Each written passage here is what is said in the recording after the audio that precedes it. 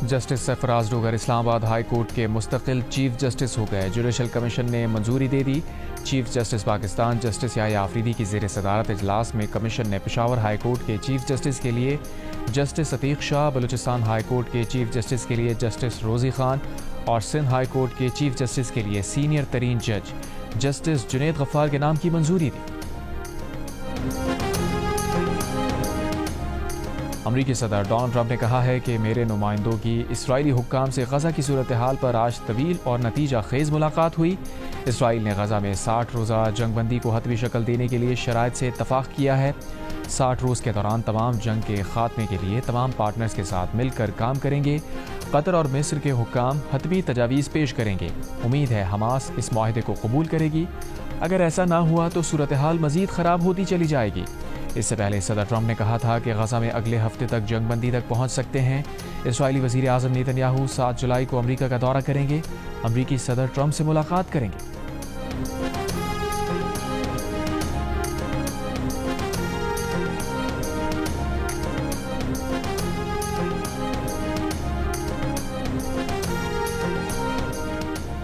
वज़ीर आज़म शहबाज शरीफ ने कहा है कि आलमी अदालत में भारत को सुबकी हुई। भारत एकतरफ़ा तौर पर सिंतास माहिदे को नामुअत्तल कर सकता है और ना इस माहिदे से निकल सकता है।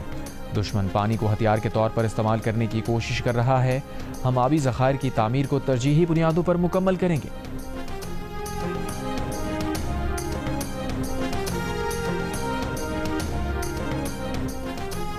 तहरीक इंसाफ के गिरफ्तार सीनियर रहनुमाओं का जेल से ख़त। शाह महमूद कुरैशी, यास्मीन राशिद, मियां महमूदुर रशीद, एजाज अहमद चौधरी और उमर सरफराज चीमा ने जेल से ख़त में कहा कि बानी PTI से मुशावरत के बाद मुज़ाकरात का आगाज़ किया जाए।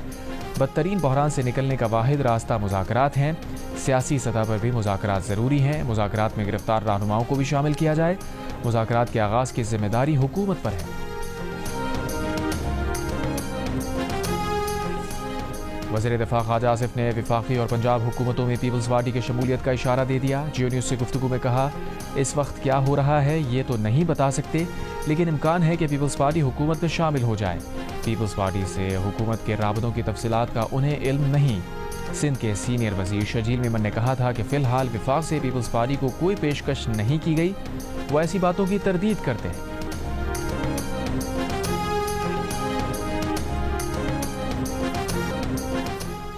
पेट्रोल 8 रुपये 36 पैसे, डीजल 10 रुपये 39 पैसे महंगा होने पर अवाम चीख उठे। पेट्रोलियम मसनूआत की कीमतें कम करने का मुतालबा। ज़राए के मुताबिक हुकूमत ने पेट्रोलियम मसनूआत की नई कीमतों में 2.5 रुपये कार्बन लेवी आयद की है।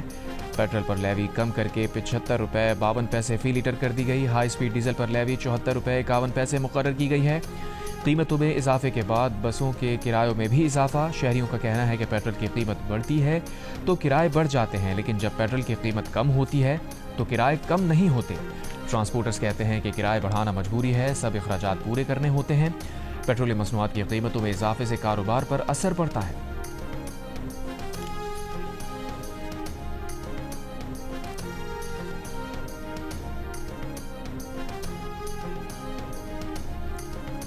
गुजरांवाला में मुजरे सेहत खाना खाने से जाँ बहक होने वाले बच्चों की तादाद 3 हो गई। पुलिस एहलकार, उसकी बीवी और 3 बच्चे अब भी ज़ेरे इलाज।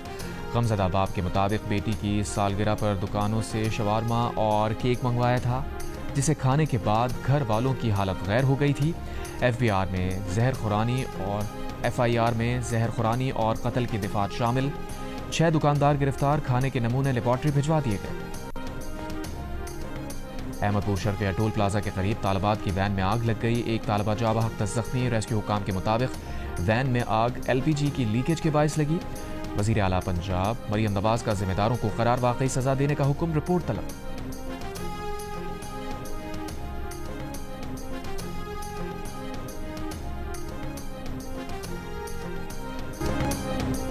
तीन माह बाद पाकिस्तान में फरोख्त होने वाली हर दवा पर बार कोड मौजूद होगा। वफाकी वज़ीर सेहत मुस्तफ़ा कमाल ने कहा कि बार कोड मोबाइल से स्कैन करके दवा के असल होने और एक्सपायरी की मुद्दत चेक की जा सकेगी। पोलियो के मुकम्मल खात्मे के लिए 15 साल तक के बच्चों की वैक्सीन देने का फैसला किया गया है। फैसला 5 साल से ज़ायद उम्र के बच्चों में पोलियो केसेस आने के बाद किया गया। पाकिस्तान से पोलियो के मुकम्मल खात्मे के लिए नई डेडलाइन दिसंबर 2026 है। वज़ीर आज़म जल्द नई हेल्थ पॉलिसी की मंजूरी देंगे। रैप को डिजिटाइज कर रहे हैं। 1 हफ्ते बाद वज़ीर आज़म इसका बाकायदा इफ्तिताह करेंगे।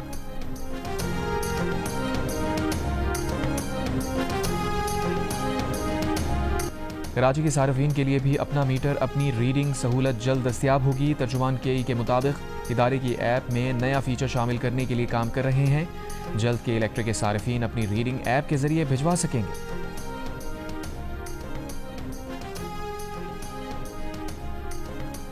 گورنر سندھ کامران خان ٹیسوری نے سندھ فائنانس بل کی منظوری دے دی۔ بل 1 جولائی سے نافذ العمل ہو گیا۔ فائنانس بل میں موٹر سائیکل کو لازمی انشورنس کی شرط سے مستثنیٰ قرار دیا گیا۔ گورنر سندھ کا کہنا ہے کہ تعلیم، صحت، آئی ٹی، پیشہ ورانہ ٹیکسیشن، انفراسٹرکچر اور مینوفیکچرنگ سمیت مختلف شعبوں میں عوام کو ریلیف دیا گیا ہے۔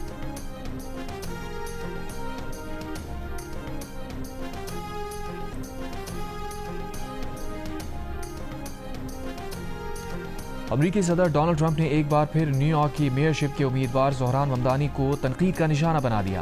زہران ممدانی کو خوفناک اور کمیونسٹ قرار دے دیا۔ ڈونلڈ ٹرمپ نے کہا کہ انہیں لگتا ہے کہ یہ بہت بری خبر ہے، لیکن وہ ممدانی کے ساتھ بہت مزہ کرنے جا رہے ہیں۔ وہ دیکھنا چاہیں گے کہ ممدانی کو پیسے لینے کے لیے وائٹ ہاؤس آنا پڑے گا۔ صدر ٹرمپ نے کہا کہ اگر نیو یارک کے لوگ زہران ممدانی کی طرف جاتے ہیں تو وہ پاگل ہیں۔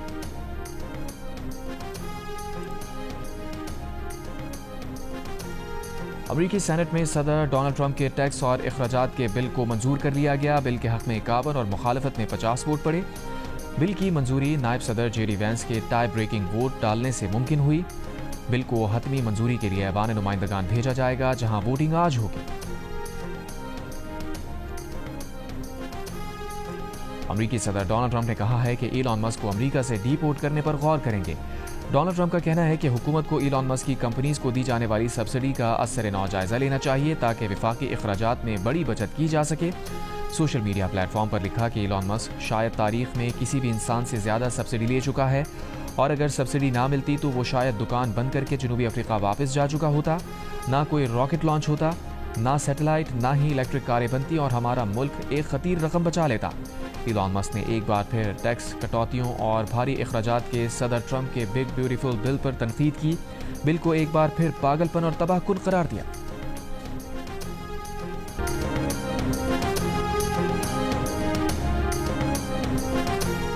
کراچی میں خواجہ سرا پر تشدد کے خلاف خواجہ سراؤں کا گلستان جوہر تھانے پر احتجاج۔ ایس پی گلشن کے مطابق ایک خواجہ سرا کا علاقے میں کسی سے جھگڑا ہوا تھا، جس کا مقدمہ درج ہے۔ ملزم کی گرفتاری کے لیے چھاپے مار رہے ہیں۔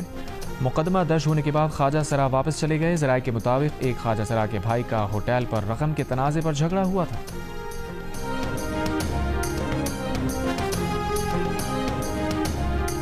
ان قیدیوں میں 53 عام شہری اور 193 ماہی گیر شامل ہیں۔ بھارت نے 663 پاکستانی یا ممکنہ پاکستانی قیدیوں کی فہرست پاکستان کو دی۔ بھارتی فہرست میں 382 عام شہری اور 81 ماہی گیر قیدی شامل ہیں۔ ترجمان کا کہنا ہے کہ پاکستان نے سزا مکمل کرنے والے تمام قیدیوں کی فوری رہائی کا مطالبہ کیا ہے۔ پاکستان نے جسمانی و ذہنی بیمار قیدیوں کی شہریت کی تصدیق کے لیے قونصلر رسائی کی درخواست بھی دی ہے۔